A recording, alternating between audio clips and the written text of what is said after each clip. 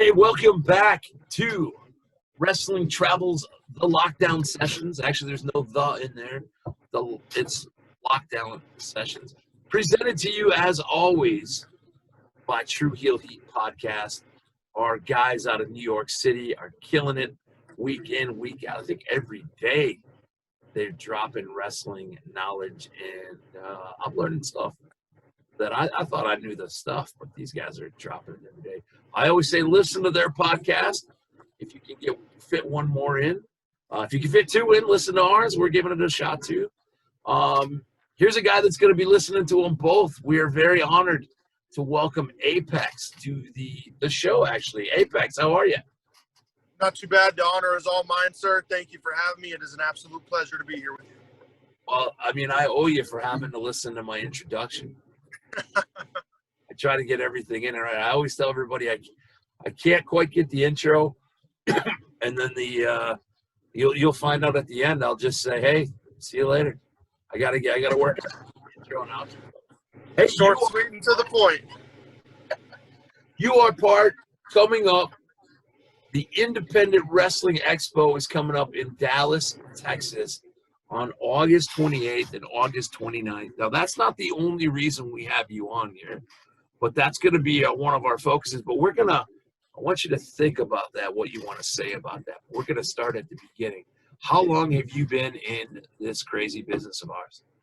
So I've been around the business since I was 6, 7, 8 years old. My dad's been in the business for as long as I can remember. So I've been around the business. I've been around the guys for as long as I could walk. I really started training heavily about 1.5 years, 2 years ago. I played football all through high school. Football was always my thing. An unfortunate car accident and a broken back later. Football was gone. A little bit later in some rehab, I started dabbling my toes back into the wrestling waters and realized that was something that I really wanted to put the work into and really start focusing on. Got a lot that I want to get to just in that opening question. So, Dad's been in the business. Was Dad a wrestler? He's never wrestled, but he actually started. He worked at the Sportatorium with Chris Adams and the Von Erichs back in the day. He used to walk Kerry out to the ring through the crowd. He walked Stunning Steve Williams out through the crowd. For those of you who don't know who Stunning Steve Williams was, he turned out to be Stone Cold Steve Austin. So he's been in the business for years. He's been a promoter and a booker all over Texas for the past 15, 20 years. So I really started getting into the business through that way. Man, and I always have to ask Texas people a Von Erich question. So when I get there, I imagine your answer is going to be a little more interesting than not that they're all not interesting, but you got a little history there. Because I know I've been interviewing a lot of the guys who are running around town to town these days have been obviously, hey, we've heard of the Von Erichs, we know their legacy, but we didn't grow up watching them. I grew up on stories on stories on stories. Oh, fantastic. I got a story for you. When I started doing these lockdown sessions, it was WrestleMania weekend, and everything, obviously, with the pandemic, stopped. And we were doing a fundraiser that weekend for coronavirus for the American Red Cross. So I started reaching out to people that I know. Hey, could you just do us WrestleMania pub crawl was what we were going to sponsor. They wanted to do something on Twitch. So I asked people, can you just do us a quick 30-second promo and tell them to hit that button and share to the Red Cross? Well, the guy got a hold of me like midnight on Wednesday, and WrestleMania was obviously Saturday, a 2-day event. I didn't get any sleep. I was like, I want to do something wrestling. Obviously, we all would have wanted to be in Tampa Bay. So I started reaching out to guys I know that are on the independent scene, and a few guys I know that are names. Well, I get no sleep, and I'm going on just Red Bull and caffeine. So I'm just going, F it. I'm going to tweet, direct message Kevin Von Erich. And I just had, when you have no sleep and wherever you have there's no boundaries. You got balls of steel. And I'm like, hey, we're doing this. I'd love to get something from you. legendary Kevin Von Erich. Well, no response till like a week or two after he replies to me. But by then, I've gotten my sleep. I've got no balls anymore. So I'm just going, oh, hey, I'd like to. And I'm like, son of a bitch. If he would have answered when I was all in my caffeine, I would have been like, okay, here's what we need to do. I would have probably pitched it to him better. But yeah, so I think I was telling Chandler Hopkins this, and I said, man, if Kevin ever sees these interviews, he'll have a laugh out of it. But Oh yeah. Tell me, you got a good Von Erich story from your pops? They were some of the most wild stories I've ever heard. I'm sure, as you know, being a little more seasoned than I am, the world we live in now is not the world that was the way that it was back when the Von Erichs, Chris Adams, and Gino Hernandez were all prominent and running things the way that they felt the need to run things. So, just the ways that they would go about things, bar stories, how crazy they'd get. It was just one thing after another. Kerry's were always my favorite. Kerry, I wish I would have gotten the chance to meet him. He just seemed like such a good-hearted guy, such a good character, and just a fantastic family all around.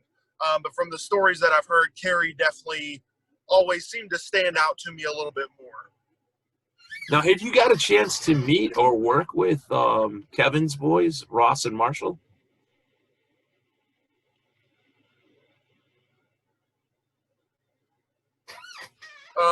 I didn't hear. I heard. Have you gotten the chance to meet or work with? And then you broke out. I didn't hear anything. I'm assuming Kevin or Marshall or Ross. Marshall. I have not gotten the chance to meet. I have not gotten the chance to meet or work with them yet. There are a couple of guys that I would absolutely love the opportunity to, with myself being in a tag team, mix it up in the ring with one day. But also just to kind of meet and get to know them and kind of see how they grew up, because I know after a lot of the Von Erich stuff happened, Kevin seemed, from what I had heard, to be very against pro wrestling, very against his boys growing up in the business. And so to see kind of how that was growing up and what changed as they got older, where they did start to get in the business, that's a story that I'd be very curious and interested to hear. Yeah, I would love to get, obviously I'd love to talk to Kevin, but I'd love to talk to the boys too one day, get them on this little platform that we have. Now, you mentioned playing football. What position did you play? I was a left tackle. I was a 5-star recruit. I went to high school in Arizona, 5-star D1 recruit. But my junior year, it was actually the day before my junior year started. I was in a rollover car accident and broke my back. I then continued to play my entire junior season with a broken back. I had D1 scholarships on the table. That's always kind of been my attitude of, I'll worry about it after football season. It's time to go to work. It's time for business. So I ended up playing my entire junior season. Not too long after the season had ended, I was actually getting ready for school one morning, bent over to put my shorts on, felt a pop in the middle of my back, shoot up and down my spine, was completely paralyzed, got stretchered out of my house, was completely paralyzed for about 2.5 to 3 hours. I started to get feeling back in my fingers and my toes. Doctors did immediate surgery, said, you'll never play football again. We'll probably never play a contact sport again.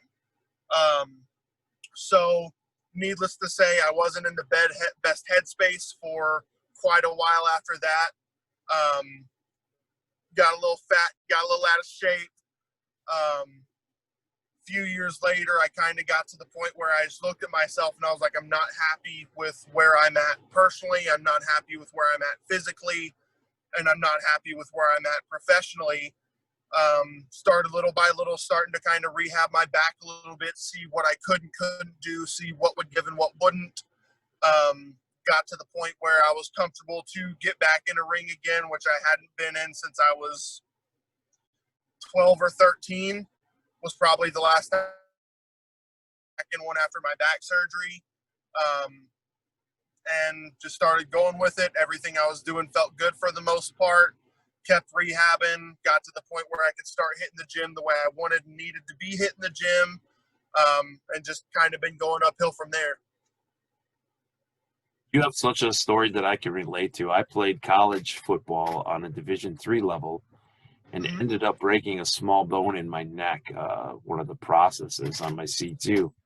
Now, the trainer at the time said, hey, if you're an NFL football player, Division I, this is something you play through. But he goes, it's just not worth it at the time. So that's where I went through the depression, which I didn't know at the time, but I slept like 18 hours in one day and used to get up and not even go to class, but I would go across the street to like Taco Bell or Taco John's, whatever it is.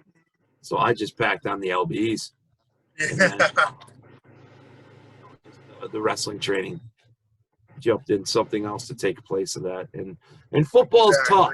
A lot of people don't understand that when you play football, I don't care if you are never going to go to college and play or if you're going to have a future in the NFL. Once football is done, injury or not, it's done. We don't have bar league football. I mean, you got touch and flag and stuff like that. So that's tough on kids that have played it for a long time. And all of a sudden when it's done, that's it. Yeah, I started contact football in kindergarten, played all the way through school.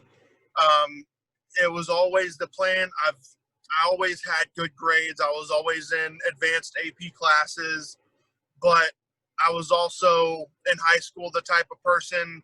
I got a little bit too big of a head. I knew what I had on the table. Being I was a junior, I already had D1 scholarships, full ride. So I knew that I didn't have to give it everything in my classes. As long as I stayed above a 2.75 GPA, that followed suit for my full ride scholarship. So I slacked off where I could just because I knew I could get away with it. So when football was gone, my grades had slipped a little bit to where they weren't good enough to get into college just on an academic scholarship. So, when football was gone, it got to the point I didn't care.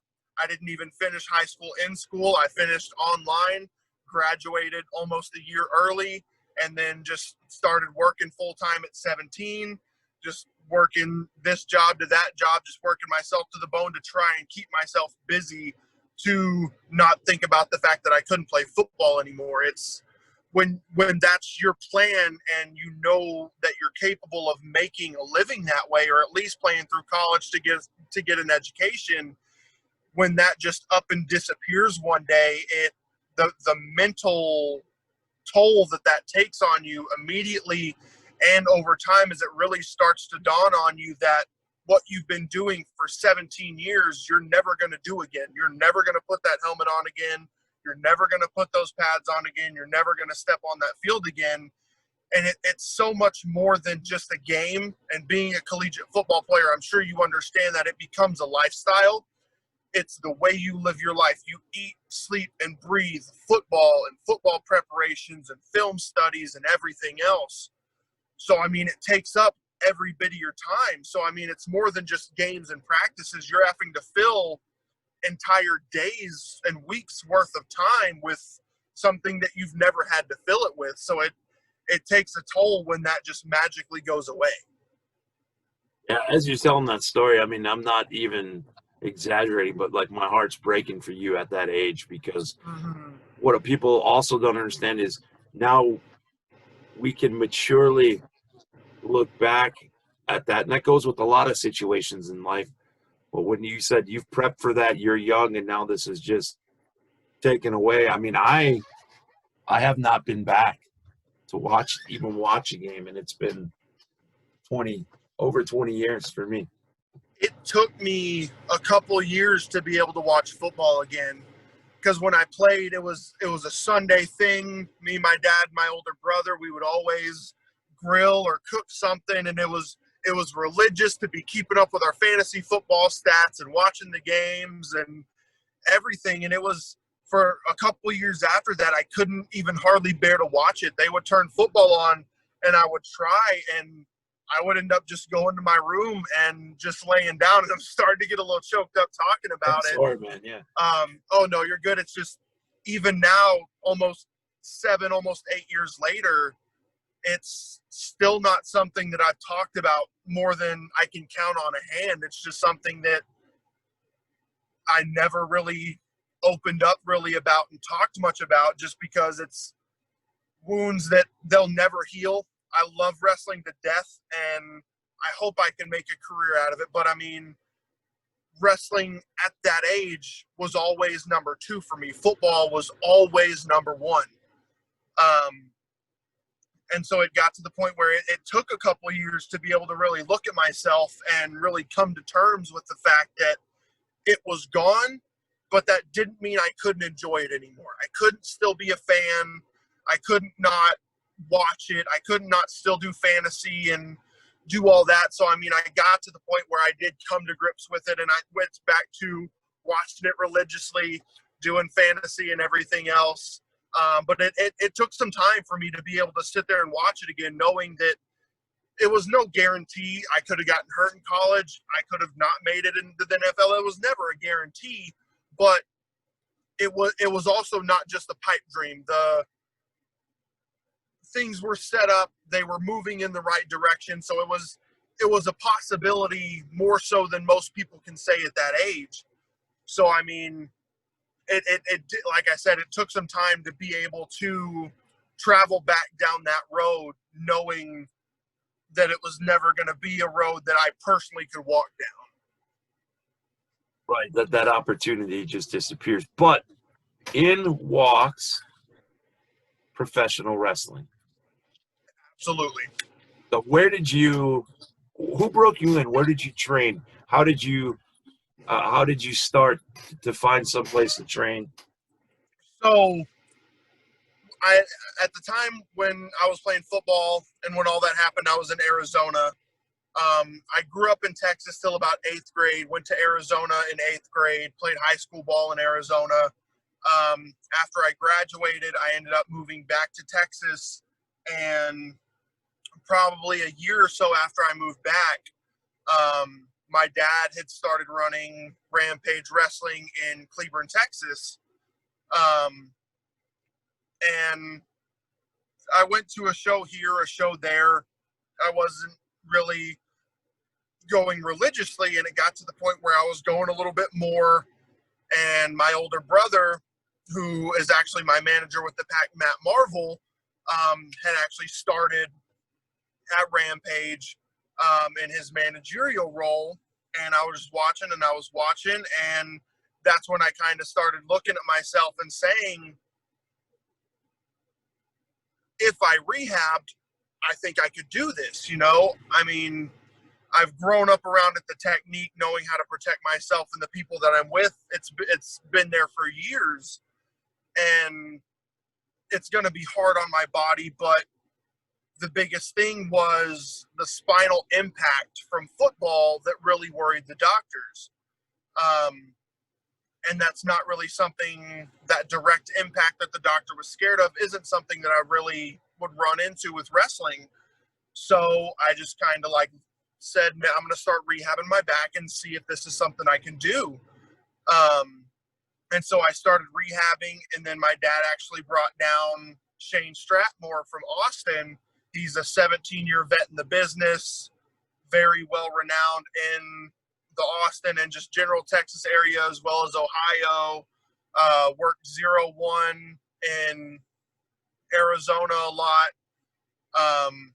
So, I mean, he's made a decent name for himself, and he brought him in to personally train me and work with me and do some of that stuff with me, just to kind of see where my back was at. And it seemed to be holding up and doing well. And I've known the guy since I was 5-6 years old. He grew up around my dad as well. He kind of sits age-wise in between my father and I. So he's always kind of been like a big brother to me. So he's actually the one that did 99% of my training. and I've known Noby Bryant, who, in my opinion, go off topic a little bit here since I brought his name up, the most underrated wrestler on the planet. This guy has every single tool known to man. He's got the in-ring work, the charisma, the mic skills, the look, the mental, the physical. The fact that he has not been signed yet is one of the most saddening things about the wrestling industry to me. So whether you're listening to this, whether you're watching it, if you're going to be at the Independent Wrestling Expo August 28th and 29th, if you're going to stream the Independent Wrestling Expo, watch Noby Bryant in the Night One Battle Royal. Like I said, I've been around this business since I was 6-7 years old. He is the best guy that I've ever seen step between those ropes. He did some personal training with me as well. Busy dude, bookings all the time, but anytime he can get free, he's a guy that I love to still to this day work with as much as possible, because like I said, I've never seen anyone do it better in person in my entire life. That's awesome. And I've reached out to Noby Bryant. I sent him a text, so maybe you could help egg him on, as well as your older brother, Matt Marvel, who got a text from me, and I still have yet to hear from it. I know that was the only contact I gave. Independent Wrestling Expo sent me people's phone numbers, and I hate texting out of the blue, but it is what it is. I tried to get him on, and hopefully I can get him on next week. I'll reach out to him and try and get him in contact with you before the show. They're both a couple of guys that I think would do fantastic interviews, and you'd love to sit down and talk with. And Shane as well, your tag partner. Oh, yes, sir. Yes, another sir. guy I don't think I reached out to yet, but there's so much talent on this card. Yeah. This is like a week of wrestling packed into 2 days. Now, Apex, have you I originally started the show to find out what people are doing during the lockdown, during the global pandemic. Is this going to be your first time back in the ring? So it is not going to be my first time back. I'm currently, Shane and I are tag team champions at Advanced Pro Wrestling in Cleburne, Texas. We actually just ran our first post-COVID pandemic show August 1st in Cleburne, Texas. We ran at the Cleburne Civic Center at 50% capacity, packed in about 150, 160 people. And so I did work then, and that was my first match post-COVID. So this will be the second time that I've been able to get back in the ring post-COVID. But prior to you calling me, I was actually setting up a ring in my barn just to knock off some rust, get a little extra work in. I've got a couple tools that I've had sitting in my arsenal for a little while that I've just been waiting for the right show to pull out. And I can't really think of a better show to pull a couple of those little aces out of my sleeve other than the Independent Wrestling Expo. So just crisping in some corners, getting some work in, getting some in-ring cardio in, and just getting back used to being in between the ropes before the show this weekend. What was it like on August 1st to get those fans back? Because I was at Warrior Wrestling on August 7th, 500 fans, very safe, very socially distanced, and the energy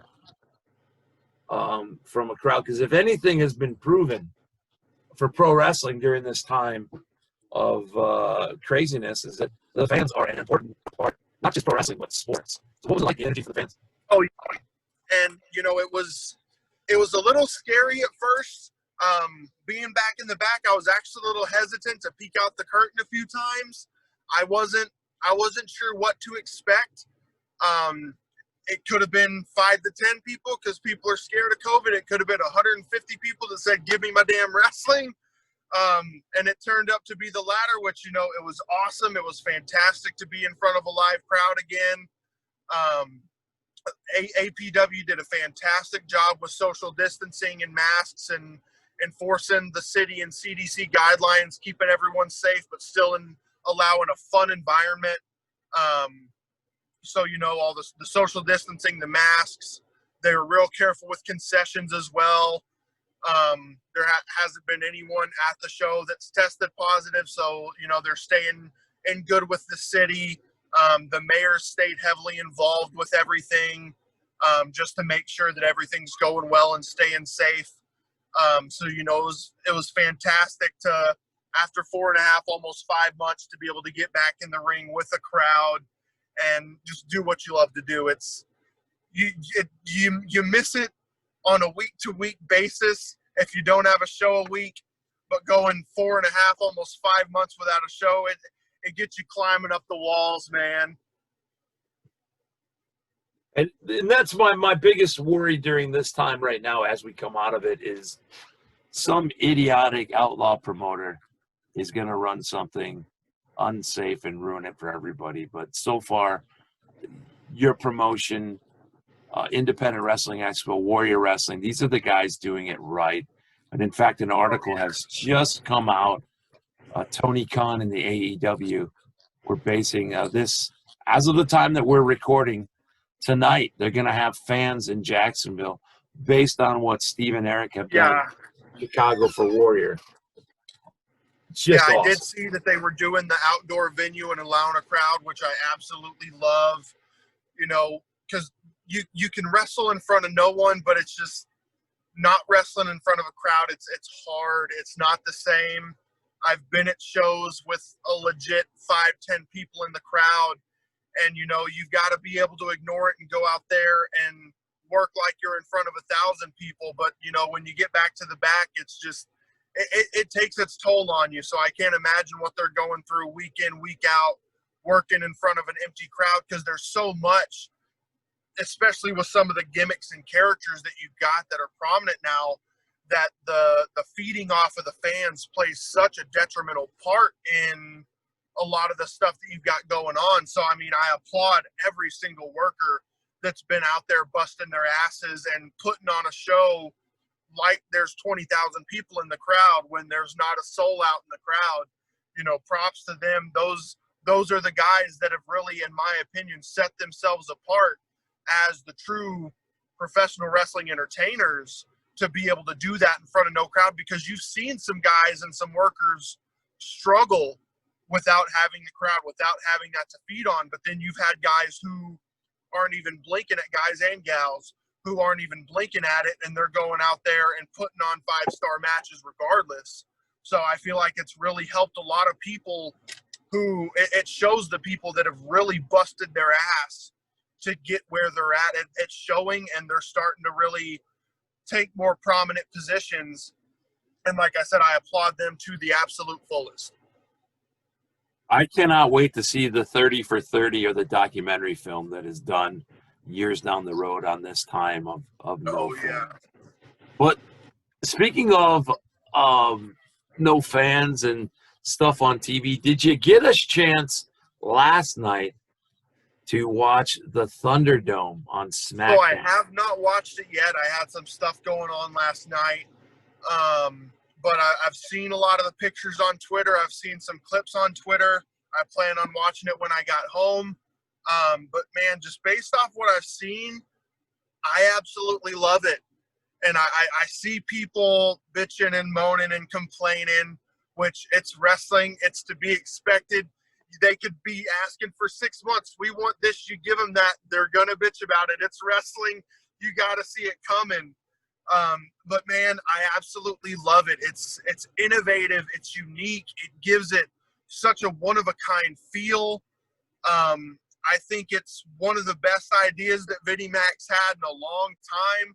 I think it's really changing the playing field of COVID wrestling. I think it's really making them stand apart. It's so different. I absolutely love it. Yeah, it sure looks cool. I myself have it on DVR that I was able to I'll be able to watch a little bit later, but like you've seen clips and stuff on social media. And you're right. You cannot please everybody all the time in wrestling. Never. I am always very shocked at the AEW versus NXT thing, where you and I will look at it as, hey, here's an extra spot on TV for the guys and gals to work. This is awesome. I may not like some of the storylines and some of the stuff that they do, but that's I'm as fickle as everybody else. I like some stuff WWE does I don't like. Some stuff independent guys I don't like. But who am I to argue if they're putting an ass every 18 inches, as JR says? Exactly. So let's move forward to now. I don't have the card in front of me. You're gonna help me out with this. Yes, August sir. 28th, August 29th, the Independent Wrestling Expo is going to take place in Dallas with fans being very safe, socially distanced. This is not only 3 wrestling shows packed into 2 days, it's a fan expo as well, where the fans are going to be very safe, be able to buy merch, meet and greet, however that works out at the lot. Stephen Wright, who is the owner of Fighting Words Promotion, sent out a blast email to all the wrestlers with his COVID plan, including the expo. He has absolutely went above and beyond in ensuring not only the safety of all of us as workers, but the safety of every single fan. I cannot thank him enough for going as far as he's done to give this experience not only to the workers who there aren't a lot of places to work right now. There aren't a lot of places running. So not only to give us as workers the opportunity to hone our craft a little bit, but the expo to give everyone the ability to sell some merch, sign some autographs, make a little extra pocket money there. Because there's a lot of these guys, this is what they do. They don't have, wrestling is their full-time job. So when this hit, it put a lot of guys in trouble. So, I mean, for him to think up this brainchild of his and to absolutely hit the nail on the head at 100% with I can't thank him enough. He has done absolutely fantastic. They've come up with social distancing for not only the meet and greet, but photographs and autographs. They're going to have Independent Wrestling Expo banners behind a lot of the booths to where you can still take social distance pictures with your workers. They're not allowing any outside merch in to be signed to prevent the spread of anything. But anything that is sold inside, they are allowing to be signed. And so they've even went a step further, and they are going to be providing the show posters there, so that if people don't really have the money to buy merch from every single person that they want to get signed, they're able to get one of the show posters, go around to the different workers and get it signed, all while staying socially distanced. So, you know, they've went above and beyond in every factor to make this such an amazing experience for the workers and the fans alike. Yeah, and that's what I love is these guys have taken because there is a lot of people. You think about some of the guys that are under contract, they might be doing okay no matter what. But a lot of the guys that do independent wrestling as a full-time job are not under contract and count on week in and week out traveling, selling merch. And granted, if you're not in wrestling and you're a fan, some of the fans are hurting, but they're making this available, affordable, and a good chance to just support. And also, as of right now filming, we can't say the platform, but you get a chance. If you can't make it to Dallas, we're all going to get a chance to live stream this and support independent wrestling. What do you have? Is night 1 the all beef tag match? Yes, sir. Night beef is the 10-man all beef elimination style tag match. So let me, I do have this written down because I did actually speak to Moonshine Mantel, who will be across the ring from you. I don't want to bring up any bad blood here, but you are on Team Mac. Rodney Mac, yes, sir. Jake something who kicks ass. I just saw him at Warrior Wrestling. Gabriel Gallo, I might be saying his name wrong, but yes, Gabriel Gallo is the people in Texas are in for a big surprise with Gallo. He's another one of those guys that I grew up watching at 01 in Arizona and FSW. Texas is in for a gift with the arrival of Gabriel Gallo. And Taurus. And you guys are going up against Alex Hammerstone, Ryan Davidson, Sam Adonis, who's ridiculous, Madman Fulton, and of course, Moonshine Mantell. Now that No, ring got to be Moonshine. enforced or what?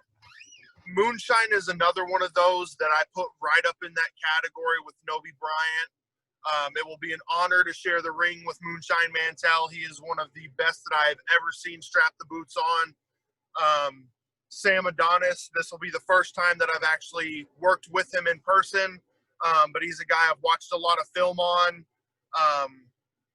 And I'm not going to mention his family tree because he is so much more than that. Anyone that knows him via his family, you're missing the boat on that kid. He is one of the most talented and gifted workers that I have ever had the pleasure to watch on tape, and I cannot wait to share the ring with him. Alexander Hammerstone, MLW Openweight Champion. That name speaks for itself. That doesn't even need any explaining. Madman Fulton, one of the best guys that Impact's got right now. Ryan Davidson, former ROH heavyweight champion. You know, these are all guys of the utmost high caliber that I am absolutely gifted to be able to share the ring with. And needless to say, I'm more than excited to be able to mix it up with those guys. And it's an amazing opportunity. And I couldn't have asked for a better one. Now, I've asked, and the consensus is, I've asked if this is just a one fall match or if this is like a Survivor Series elimination, and everybody that's in that match so far says, who gives a shit? We're just going to go in and beat the hell out of each other anyway. So we're looking forward to it. Absolutely. 100% agree with that. But you got night one, and then day two starts with the expo. We've got some stuff going on the middle show that they're calling that kind of the halftime show. And then we've got the main show that comes on at night. But you've got a tag match. Yes, at halftime heat. It's halftime? Okay. Yeah, halftime heat. It's my partner, Shane Stratmore, and I, the Pack, defending our APW Tag Team Championships against Chad Monster Box, who is I believe, 4-1 professional MMA fighter, who also likes to mix it up in the squared circle. And he went ahead and called his buddy UFC Hall of Famer Stephen Bonner. So we'll mix it up there, and I'm going to keep that short and sweet. Don't be surprised that Stephen Bonner's calling Dana White after August 29th saying, hey, Dana, this wrestling thing ain't for me. You got to fight for me. Oh, I was going to ask if there was any trepidation heading in with two MMA guys, but obviously not. You got, and the titles are on the line. I didn't even realize that the titles are on the line. That's huge. APW Tag Team Championships are on the line, and I'm not taking away anything from Chad Box or Stephen Bonner. Two fantastic athletes, but they're mixed martial artists, and there's not an 8-sided cage around that ring on August 29th. It is a 4-sided squared circle. This is my domain. This is Shane Stratmore's domain. This is not Chad Box's domain. This is not Stephen Bonner's domain. This is not an MMA fight. This is a wrestling match, and we're going to teach those boys what it really means to be a professional wrestler and show them what it's like to get their ass kicked by the post-apocalyptic killers. Don't even have to ask my next question, which would have been, is it a little offensive that these boys think they can step right in? And obviously, you know, 100%, you know. I haven't been in the business nearly as long as Shane and a lot of these guys have, but, you know, I've been training on and off for as long as I can remember. Put more blood, sweat, and tears into this than I can count, or I can hold in 2 10-gallon buckets. And I'm sure Shane's got about 15 more buckets than I do. So, you know, they've got a rude awakening for them. They've got a rude awakening waiting for them come August 29th. We're going to show them that there's a big difference between being a badass in an octagon and being a badass in the squared circle. We cannot wait. So a couple more questions because I want to be respectful of our time. You've got training that you want to do. You want to get ready, knock some rust off. This is going to be one of my toughest questions. Yes, sir. I'm going to tell you right now, this is tough. And you're going to go, this is going to be like asking a father who his favorite kid is. But I asked this of all Texas wrestlers. Give me your Mount Rushmore of Texas professional wrestling, wrestlers that come out of Texas? Noby Bryant is the first name I've got to put up there. Like I said, he's one of the best that I've ever seen do it. Lance Hoyt has got to go up there. A lot of people are on that Murder Hawk Lance Archer bandwagon, and that's fantastic. He's doing great things, but I've been on that bandwagon since he was going by Shadow. And most people watching this probably are going to have to go look that up. But, you know, he was really a groundbreaking talent to come out of Texas. You know, it's really hard not to put Moonshine up there. He's got every single piece. He's got the look. He's got the charisma, the gimmick, the mic skills, the in-ring work. And my last one would probably have to be the Magnificent Malico. He's a little bit fresher than your Nobys, your Lances, and your Moonshines, but this guy, ever since Doink, everyone has their idea of a clown gimmick. Everyone wants to do the clown gimmick, and that's great. A couple of them work here and there, but, you know, his gimmick is one of the best that I've seen in the 16, 17 years that I've been around this business. He lives and breathes that gimmick. He has made it himself, and so much more than that, because you got to have the gimmick. That's showing you can have every damn skill in your arsenal. But if you don't have the gimmick, the people will not get behind you.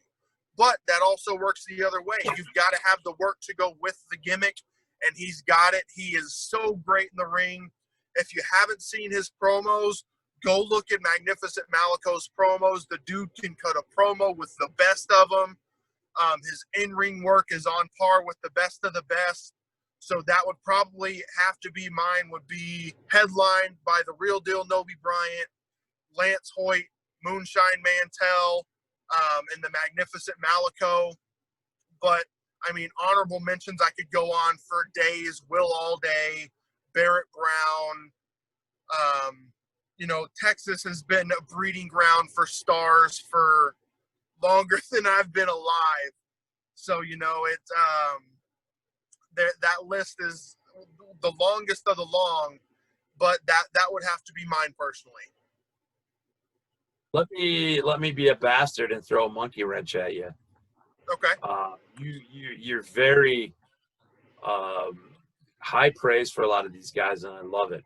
But I want to make it harder on you because that was too easy for you to start naming off some awesome things.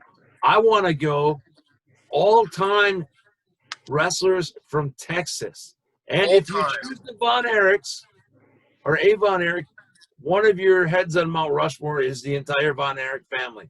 If you want that, that's where you start to get tough here, because Texas has got some freaking amazing talent currently, and in the past, it's been amazing. All time, I don't think that's going to be as hard as you think it's going to be, because I'm going to start with the Von Erichs. That's an easy one. They've done more for this business than I think any family aside from the McMahons ever have. I'm going to follow that up with Stone Cold Steve Austin, straight out of Victoria, Texas. I'm going to follow that up with, I'll go a little bit earlier, Mean Mark Callis out of Houston, Texas, The Undertaker. Those are the two best, in my opinion, workers that the state of Texas has ever bred. And I'm probably going to make a lot of people scratch their head with this one. Just to put him in that company talking all time, I'm going to put Noby Bryant on that list. Like I said, I've been around this business for 17 years, and he is the best that I've ever seen step inside those ropes. There's nothing that man cannot do, and I'm breaking kayfabe doing this, and with an interview like this, I'm okay with that. He is the absolute best that I have ever seen do it. He has every tool that you could ever ask a worker to have. So all-time Texas Mount Rushmore would be the Von Erich family, Stone Cold Steve Austin, The Undertaker, and right along with them, I put him in that same conversation as Noby Bryant. If you're watching this, like I said earlier, and you don't know who he is, go on a 6-hour trip on YouTube, search Noby Bryant, and watch that man's matches, and then you'll understand why he's on that list. Fantastic. So And homework. that's another thing I want to take a second again to thank Stephen Wright and Kyle Hessler for doing this. It's so much more than just fun for the workers and fun for the fans. This is an opportunity for a lot of guys that they haven't really had that one opportunity that they needed. And I mean, when you look at this card, you've got AEW represented, you've got NWA represented, you've got Impact, you've got NWA, you've got AAA, ROH, Warrior Wrestling. You know, there's so many big companies all over New the Japan. world. New Japan, that are represented. There are going to be a lot of eyes on this show. And, you know, just for opportunities for guys that have been in the business that just haven't had the opportunity to have that one match in front of that one guy that they needed, your Nobis, your Malicos, guys like that. This is such a big opportunity for them to show out in front of the right people. And this show could really be game-changing and life-changing for some of these guys. And so the utmost thanks to Stephen Wright and Kyle Hessler for coming up with this idea and giving all of us as workers this opportunity to show up and show out and get our names out there, get our names in people's mouths, and just take that next step in the business. I've never in my life seen a bigger opportunity for that than the Independent Wrestling Expo, August 28th and 29th. Right. Not only that, you've got chances to network with other indie wrestlers and perhaps get yourself booked up, maybe up here in the north, and some of the guys from the north get booked. So yeah, tremendous. Kyle Hessler sent out a text to some of the workers talking about his experience at Warrior Wrestling. And, you know, it seemed like such an amazing place and such an amazing time. And that's another place that moved way up there on the bucket list after hearing Kyle talk about it. You know, that's a place that I would love to go work. You know, Wisconsin, New Jersey, Florida, California, Oregon. You know, these are places where all these guys have worked. And they're places that me personally, and I'm sure just about everyone else on the show, would love the opportunity to go show up and show out in front of those different crowds and give everyone a little taste of what Texas independent wrestling is really all about. Well, I tell you what, just announced last night. So another reason for you to kick ass and knock the ring rust off. Warrior Wrestling announced 3 outdoor shows in September. Back-to-back weekends. So look that up. And I know Warrior will have an eye on the Independent Wrestling Expo. So there's opportunities out there, and I love the fact that, yes, technically we are still in the middle of a pandemic, but pro wrestling is doing all it can and to fight and everything. So my final question for you, the most important question that we ask on the lockdown sessions, Apex, is as a fan, fans around the world, anyone watching this, how can we support you? How can we keep track of your career? What are your socials? Where can we buy merch? Plug away, my friend. Social media, Facebook is going to be my shoot name, Dalton Smith, parentheses, Apex. Facebook wouldn't let me put Apex as my name, and I wanted a profile, not a page. So I had to go with my shoot name there. Twitter is going to be TPOW. That is the Pinnacle of War _ Apex. You can follow me on Twitter there. I will have a merch booth at the Independent Wrestling Expo. Still a little green around the edges, so I'm not on pro wrestling tees or anything like that yet. But you know, this is a huge opportunity for me, and I thank Kyle and Steven so much for seeing the potential in me to give me this opportunity. But I will have some merch there that's available, and just hope I can impress the right person at the right time and get some more opportunities to really take that next step in independent wrestling. Well, we cannot wait here at Wrestling Travel to keep an eye on the Independent Wrestling Expo on Apex and beyond that. We support independent professional wrestling, and we support you, and we cannot wait to watch how everything develops. So, Apex, thank you so much for joining us today. Yes, sir, Justin. Thank you so much for the opportunity. Thank you so much for the platform to come out and speak a little bit, plug my stuff, and I'm just ready for August 28th and 29th. Sleeping's getting a little bit light. The butterflies are already starting to show up, so trying to stay in the ring, trying to stay in the gym, getting tip-top shape, and be ready to show up and show out, and give everyone a reason to leave the Independent Wrestling Expo, not only knowing who Apex is, but with Apex's name in every one of their damn mouths. That's awesome. We're looking forward to it.